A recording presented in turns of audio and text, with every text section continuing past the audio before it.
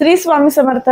स्वामी कृपा ज्योतिष मध्ये मी भास्कराचार्य मंजुषा जोशी आपलं हार्दिक स्वागत करते. आज आपण समजून घेणार आहोत सिंह राशीच्या जातकांना संपूर्ण मे महिना कसा राहणार आहे. या मे महिन्यामध्ये तुम्हाला महत्त्वपूर्ण कार्य करायचे, शिक्षण, आरोग्य, संतती, वैवाहिक सौख्य, कुटुंबाचं सौख्य कशा प्रमाणात मिळणार आहे. याबरोबरच दोन मोठे ग्रह परिवर्तित होत आहेत, राहुदेव आणि केतुदेव, आणि याचबरोबर गुरुदेवांचं सुद्धा महापरिवर्तन याच महिन्यामध्ये घडून येत आहे. ते परिवर्तन तुमच्यासाठी किती लाभदायक आहे त्याची सुद्धा माहिती आपण या माध्यमातून घेणार आहोत. राहुदेव परिवर्तित झाल्यानंतर कोणते शुभ परिणामकारक फळ तुम्हाला देऊ शकतात याबद्दलचा सेपरेट एक व्हिडिओ केलेला आहे. नक्की जाऊन तुम्ही तोही पहा, त्यातनं सुद्धा तुम्हाला उत्तमरित्या माहिती मिळू शकेल. पण राशीप्रमाणे आपण आता माहिती घेत आहोत तुमच्या मे महिन्याच्या राशीफळाची. लग्नस्थानावरनं आपण आत्मविश्वास पाहतो, महत्वाकांक्षा पाहतो. तुमचा स्वभाव स्वाभिमानी आहे, मानी आहे. तुमच्या स्वभावामध्ये रवी देवतेच्या कृपेने या महिन्यामधील 14 तारखेपर्यंत अधिक वाढ होऊ शकते. मानी स्वाभिमानी स्वभाव तुम्हाला जागृत होऊ शकतो. काही गोष्टींसाठी तुम्हाला कुठेतरी कमीपणा घेणं आवश्यक असतं, पण त्या माध्यमातून रवी देवतेच्या कृपेने तुम्हाला तो अधिक मानीपणा या महिन्यात प्रकर्षाने जाणवू शकतो. त्यामुळे काळजी घ्यायची आहे, कुठली गोष्ट किती महत्त्वाची आहे आणि त्या माध्यमातून तुम्ही त्यावरती कसं कार्य केलं पाहिजे या गोष्टीचा बॅलन्स तुम्हाला या महिन्यात साधायचा आहे. याबरोबर रविदेव हे भाग्यातनं जेव्हा मेष राशीतनं गोचर करतात त्यावेळेस भाग्योदय घडवतात. नोकरीसाठी, व्यवसायासाठी तुम्ही प्रयत्नशील आहात तर तुम्हाला त्या प्रयत्नांना यश संपादन करून देतात. अत्यंत शुभ परिणामकारक फळ रविदेव तुम्हाला या महिन्यात देऊ शकतील. धनस्थानावरनं आपण पैसा, गुंतवणूक आणि वडिलोपार्जित धन सुद्धा पाहतो.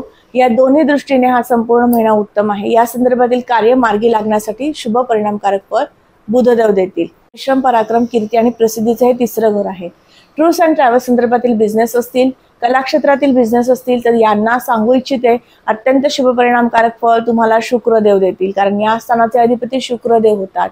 शुक्रदेव उच्चित न गोचर करतायत, त्यामुळे तुमचा बिझनेस पुढे घेऊन जाण्यासाठी तुम्हाला नक्कीच कार्यक्षम बनवतील आणि त्या कार्यामधनं तुम्ही कल्पकतेच्या जोरावर स्मार्ट वर्क करून तुमचा बिझनेस तुम्ही पुढे घेऊन जाऊ शकता. यासाठी तुम्हाला मीडिया क्षेत्राचा आधार घ्यायचा आहे, ऍड करायची आहे. त्यासाठी सुद्धा तुम्ही सुरुवात करू शकता. या महिन्यामध्ये त्यासाठी प्रयत्न करू शकता, ऍड सुरू करून देऊ शकता. याबद्दलचे शुभगणमान तुम्हाला आहे. तुम्ही क्रिकेटर आहात किंवा खेळाडू आहात, तुम्हाला एखाद्या खेळाबद्दलचं ज्ञान आहे, तुम्ही त्यामध्ये पारंगत आहात आणि त्या कला क्षेत्रामध्ये तुम्हाला आता प्रगती करायची आहे तर अशा वर्गांना सुद्धा सांगू इच्छिते तुम्हाला शुभ कालावधी सुरू आहे. नक्की तुम्ही तुमचं कार्य उत्तमरित्या करू शकणार आहात आणि त्यातनं कीर्ती आणि प्रसिद्धी प्राप्त करून घेऊ शकणार आहात. 12व्या घरातनं नीच राशीतनं कर्क राशीतनं गोचर करतायत, त्यामुळे वास्तूसाठी, वाहनासाठी या महिन्यामध्ये थोडासा खर्च निघू शकतो. काहीतरी परिवर्तन करावं, बदल करावं, ठेवलेली वस्तू त्याची जागा परिवर्तित होईल या माध्यमातून सुद्धा बदल होऊ शकतो. किंवा घरामध्ये कलरिंगचं काम करून घ्यावं, नवीन फर्निचर ऍड करावं, असे काहीसे विचार येऊन त्या माध्यमातून खर्च होणं असे योग या महिन्यात आहेत. मातृसौख्याच्या दृष्टीने सुद्धा हा महिना थोडासा त्रासदायकच म्हणता येईल.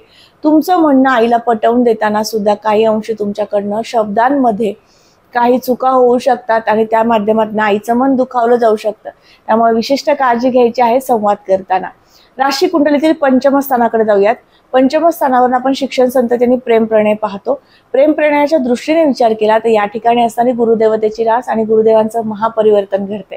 गुरुदेव मिथुन राशीतनं गोचर करण्यास सुरुवात करतील. तुमच्या राशी कुंडलीतील दशम भावातनं गुरुदेवांचं गोचर 14 मे पर्यंत होईल. 15 मे पासून गुरुदेव तुमच्या लाभातनं गोचर करतील. सप्तम दृष्टीने तुमच्या पंचमाला पाहतील. त्या संतती सौख्याच्या दृष्टीने सुद्धा संपूर्ण हा महिना उत्तमच आहे. याचबरोबर संततीच्या करिअरसाठी किंवा नोकरी निमित्त तुम्हाला विशिष्ट कार्यचिंता होती ती सुद्धा आता संपुष्टात येईल 15 मे नंतर.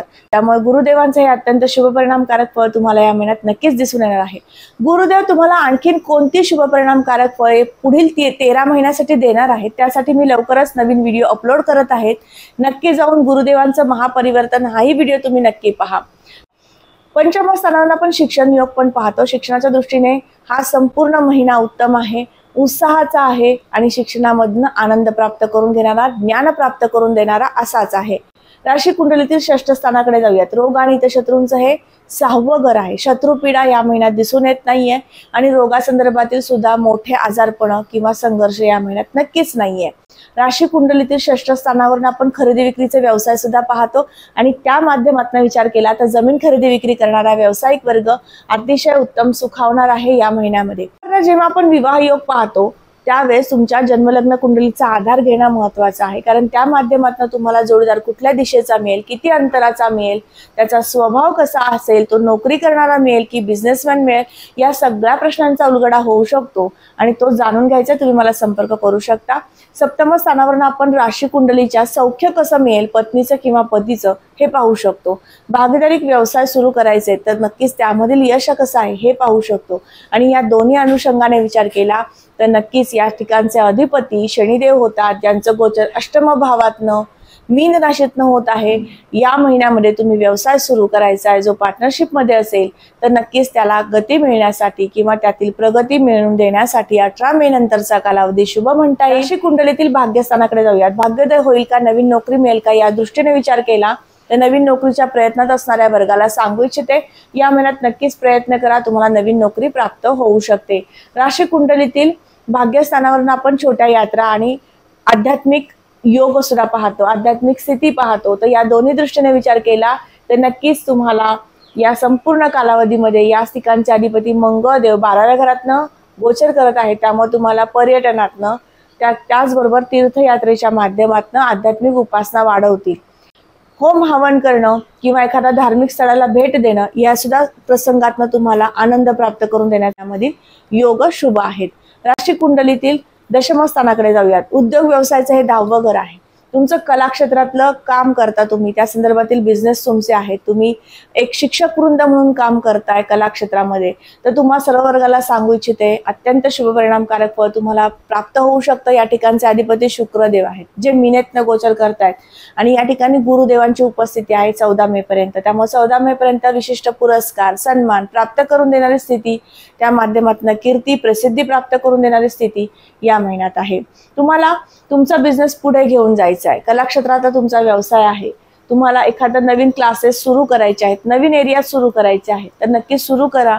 या महिन्यातील 14 तारखेपर्यंत स्थिती शुभ परिणामकारक फळ देणारीच आहे आणि तदनंतर सुद्धा मोठे लाभ प्राप्त घडवून देणारी स्थिती संपूर्ण महिना संभवते. लाभस्थानाकडे जाऊयात. लाभयोग कसा आहे या महिन्यामध्ये? लाभाची स्थिती उत्तमच राहणार आहे.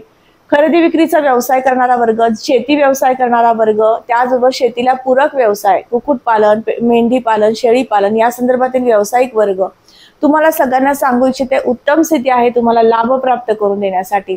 शेती व्यावसायिक वर्गाला सांगू इच्छिते तुम्ही फळांची उत्पादनं घेत असाल तर नक्कीच तुम्हाला उत्तम यश लाभ प्राप्त करून देणारी स्थिती हा संपूर्ण महिना दर्शवतो. खर्चाच्या दृष्टीने विचार केला तर मंगळदेव जेव्हा 12व्या घरात येतात त्यावेळेस थोडासा आरोग्यासाठी, त्याचबरोबर हौशीसाठी, वास्तूसाठी तुम्हाला खर्च करण्यास प्रवृत्त करतात.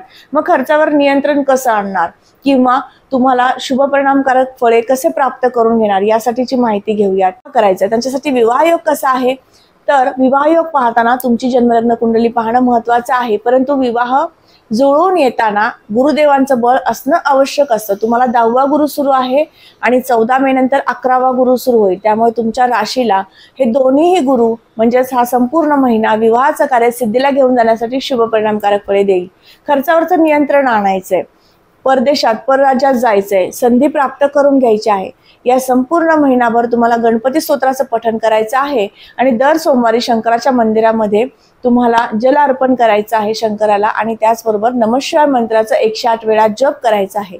या उपासनेच्या माध्यमातून तुम्हाला अधिकाधिक शुभ परिणामकारक फळे प्राप्त होतील, जीवनातील संघर्ष कमी होईल आणि प्रत्येक गोष्टीतील आनंद तुम्हाला घेता येणार आहे. तर आज आपण समजून घेतलं सिंह राशीच्या जातकांना संपूर्ण मे महिना कसा राहणार आहे. आजचा हा महत्त्वपूर्ण व्हिडिओ तुम्हाला कसा वाटला नक्की मला कमेंट करून सांगा. कमेंटमध्ये श्री स्वामी समर्थ लिहिण्यास अजिबात विसरू नका. तुम्ही आपल्या चॅनलवर नवीन असाल नक्की चॅनल सबस्क्राईब करा, बेल आयकॉनला क्लिक करा. पुन्हा भेटूयात अशाच महत्त्वपूर्ण माहितीसह. तोपर्यंत मी आपली रजा घेते. श्री स्वामी समर्थ. जय जय स्वामी समर्थ. रामकृष्ण हरी.